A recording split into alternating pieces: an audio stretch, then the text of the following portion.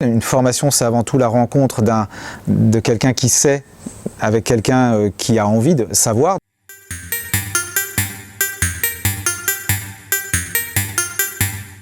Une formation, c'est avant tout la rencontre de quelqu'un qui sait avec quelqu'un qui a envie de savoir, donc c'est avant tout une rencontre. Quand on met du digital au milieu, en fait, il faut trouver le moyen de recréer cette rencontre humaine. Nous, c'est ce qu'on fait. Même s'il y a un outil digital entre les deux, on continue, on veut garder cette rencontre entre quelqu'un qui est un sachant et un apprenant. Donc, dans ce cadre-là, le micro-learning, qui fait partie des outils de e-learning, a une vraie valeur ajoutée. Déjà, nous, on sait intervenir là où, de toute façon, il n'y aurait pas eu d'humain qui serait intervenu.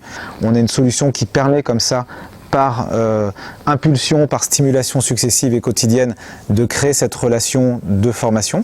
Après, le micro-learning est hyper intéressant lorsqu'il y a une intervention humaine, d'être là avant et après l'intervention, parfois aussi un petit peu pendant, donc ça augmente finalement une intervention humaine. Et puis on intervient aussi sur des sujets qui à la base ne sont pas forcément de la formation en elle-même, mais par exemple de l'animation de réseau, de l'intégration de personnes dans une entreprise.